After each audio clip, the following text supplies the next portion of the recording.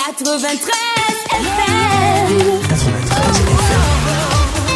Equinox Radio. Bonjour, l'économie camerounaise traverse une zone de forte turbulence en ce milieu d'année 2026. Derrière les discours officiels rassurants se cache une réalité beaucoup plus sombre où les clignotants financiers virent tous au rouge.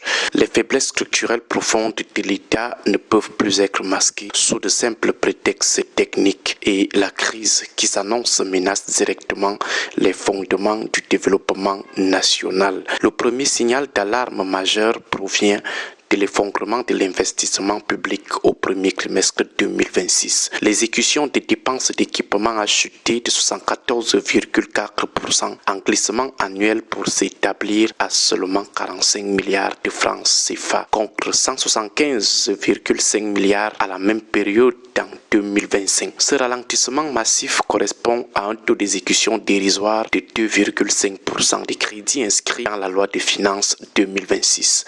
Le constat devient donc alarmant pour les projets financés sur ressources propres dont le taux d'exécution stagne à 0,3%. Le gouvernement invoque des contraintes techniques liées au déploiement de sa nouvelle plateforme informatique, mais cet argument peine à convaincre face à l'ampleur du désastre.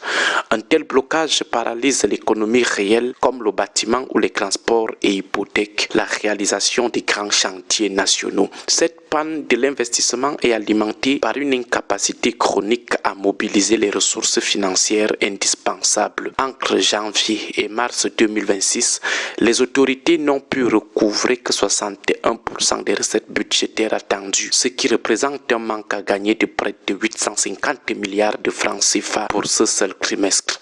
Ce sont principalement les financements extérieurs qui font défaut avec une chute de 58% des emprunts et des dons mobilisés. Les prêts projets n'ont atteint que 19% des prévisions trimestrielles avec 49,4 milliards de francs CFA engrangés, tandis que les appuis budgétaires sont restés inexistants à la fin du mois de mars. Cette frilosité des partenaires internationaux traduit une perte de confiance évidente envers la gestion publique camerounaise et surtout la situation politique et sécuritaire qui ne rassure pas. Sur le plan intérieur, le tableau n'est guère plus reluisant car les recettes pétrolières ont reculé de 34,6% par rapport à l'année dernière pour se situer à 106,6 milliards de francs CFA. Ce déclin majeur s'explique par une baisse continue de la production de brut qui annule totalement les effets de la hausse des cours mondiaux causés par les tensions géopolitiques au Moyen-Orient.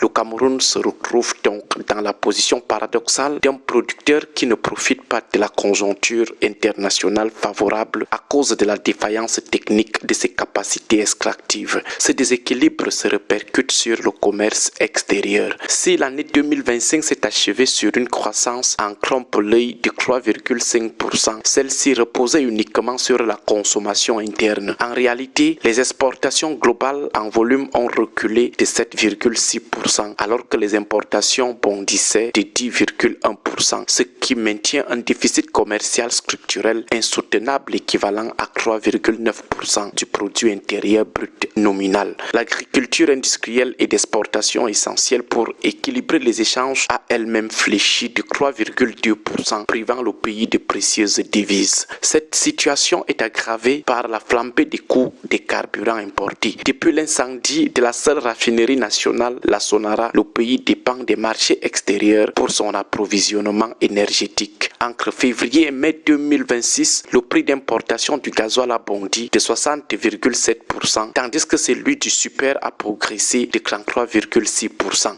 Le gazoil constitue le moteur des industries et des transports et sa hausse rapide menace de se propager à l'ensemble de l'appareil productif national. L'État fait donc face à un dilemme budgétaire intenable où maintenir des subventions va creuser un déficit abyssal alors qu'une hausse des prix détruirait le pouvoir d'achat. Les signes de cette contagion inflationniste sont visibles dans les marchés du pays. Le taux d'inflation dépasse désormais le seuil de tolérance de 3% fixé par la CEMAC. 5 capitales régionales sont aujourd'hui dans une situation critique en termes d'inflation.